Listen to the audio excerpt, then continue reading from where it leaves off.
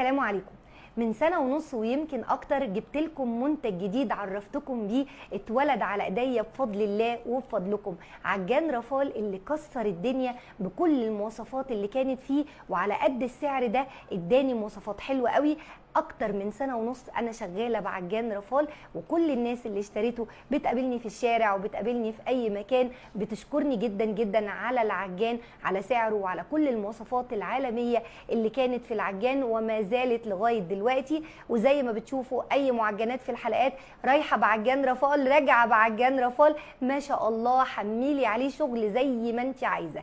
النهاردة رافال عندها بقى منتج جديد هيتولد برضو ان شاء الله باذن الله على ايديا، وجايبه لكم النهارده وانا كل فخر وانبهار خلاط رافال العالمي. تعالوا الاول نشوف مكونات الكرتونه من جوه. انا عندي الخلاط بتاعي 1800 واط فعلي زي ما احنا متعودين مع رافال. بعد كده عندي الدورق بتاع الخلاط 2 لتر وده اكبر دورق موجود. عندي المطحنه بتاعتي نص لتر، مطحنه كبيره جدا انا اتخضيت منها افتكرتها دورق تاني والله للخلاط ما شاء الله. ما تنسوش حاجه يا جماعه، كتير قوي بيكتبوا على الخلاط بيكتبوا مثلا 5000 واط، بيكتبوا 10000 واط، ده كلام فارغ ما بيديكيش ربع اللي مكتوب. احنا معانا في رافال لما يكتب لي 1800 واط قوه الموتور هو فعلا بيديني 1800 واط. وزي ما انتم شايفين القاعده بتاعه الخلاط تقيله جدا، هي اتقل وزن موجود ما شاء الله.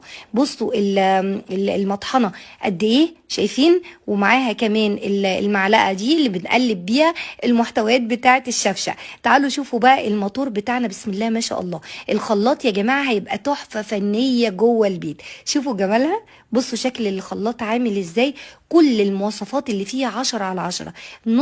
نص لتر ده كده حجم المطحنه. بصوا قد ايه ما شاء الله. الغطا بتاعها محكم جدا، شايفين الشفرات بتاعتها ستانلس ستيل اصلي ضد الصدأ. بصوا الجلب نحاس عمرها ما بتبوظ ما شاء الله.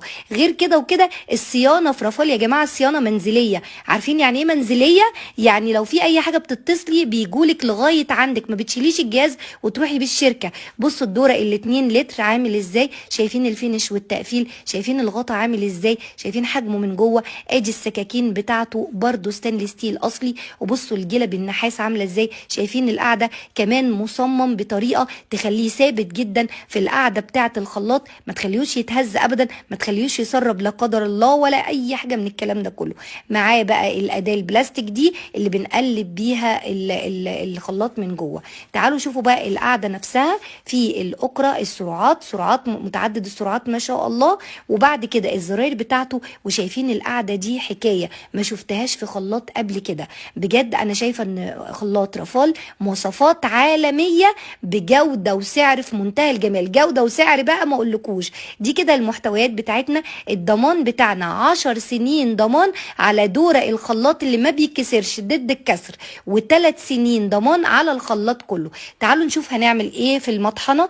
جربت الكبابه الصيني لان هي اصعب انواع التوابل اللي ممكن تطحن في البيت، عمرنا ما بنجيبها حصى ابدا، على طول بنجيبها بودر ناعمه، طبعا تبقى كتير مخشوشه لان احنا ما بنقدرش نطحنها في البيت. فقلت دي اصعب حاجه اقدر اختبر بيها المطحنه بتاعت خلاط رافال. تعالوا نشوف عملت لي ايه بقى في الكبابه الصيني الناشفه جدا الصعبه جدا دي.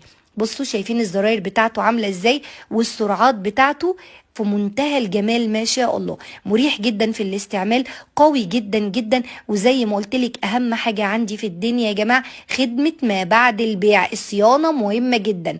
بصوا الكبابه الصيني بقت بودر ناعمه ما شاء الله. تعالوا كده نشوفها. ايه ده بقى، شايفين تحفة تحفة تحفة ما شاء الله عليها. انا مش مصدقة النتيجة. طب تعالوا للاصعب بقى، اختبار صعب جدا جدا. عمرنا ابدا ما نعرف نطحن لحمة في مطحنة الخلاط. طب ايه رأيكم دلوقتي انا جبت كده حوالي ربع كيلو لحمة وقلت تعالوا نجرب المطحنة نشوف هتفرم اللحمة ولا لا. ايه اللي حصل بقى، خدت الاول كام حتة حمرة كده ما فيهاش دهون، قلت اجرب يا ستي الاول ما تعبش المطحنة على الفاضي. لقيت اللحمة الحمرة بصوا اتعملت ازاي، اتفرمت معايا ازاي في مطحنه الخلاط. شايفين ما شاء الله. دي كده اللحمه الحمراء.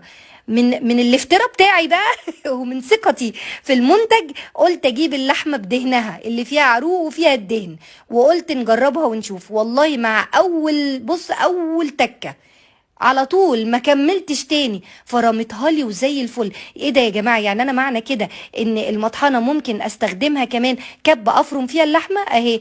شغلنا على عينك يا تاجر زي ما انتوا شايفين. ما شاء الله المطحنه الشقيه. تعالوا بقى للكينج بتاعنا، اكبر دوره، بصوا اطول مني اهو. هطحن فيه التلج؟ لا، تلج ايه؟ تلج ده للخلاطات السيسي لاي كلام. احنا هنعمل اكتر من كده. برطمان مربى، البرطمان اللي بيبقى تخين جدا جدا وصلب جدا جدا. والله عايزه اقول لكم بحط البرطمان وانا خايفه، الله اعلم ايه اللي هيحصل. انا زيكم. تعالوا نشوف من اول دوره. بسم الله بسم الله بسم الله. وخلي بالكم ورقه المربى هي كانت ملزوقه على البرطمان، لان الورقه دي الحاجه الوحيده اللي هتتبقى منه يا عيني. واحنا اللي ضربنا البرطمان في الخلاط يا جماعه. بصوا بصوا، شايفين الدخان بتاع الازاز عامل ازاي؟ البودر بتاع الازاز بقى بودر خلاص. البرطمان شكرا ولا كلمة بقى. معقولة الخلاط اللي يعمل لي برطمان ازاز بالشكل ده ما يجرش تلج؟ ده يجرش تلج ويجرش، ده يجرش ايه يعني؟ حطي فيه اللي انت عايزاه. شوفوا المنظر. وخلي بالكم يا جماعة اهم حاجة، سيبكم الخلاطات اللي بتقعد تعمل اعلانات وازازة بيبسي ومش ازازة، مش لا. البرطمان زي ما انتم شايفين بقى بودر كده. وخدمة ما بعد البيع هي اهم حاجة معانا. اوعوا تفكروا تجيبوا حاجة مستوردة ولا صيني ولا مش صيني، هتدوخي بيه بعد كده. بصوا اللي اتبقى من البرطمان ايه؟ الورقه بتاعته. ده كده الخلاط بتاعنا، خلاط رافال. الله ينور. انا بجد مبهوره بيه ومبهوره بالاختبارات الصعبه جدا اللي عملتها فيه، ونجحت جدا جدا ما شاء الله. وسعره في متناول الايد. بجد خلاط رافال هيبقى جوه في قلبي.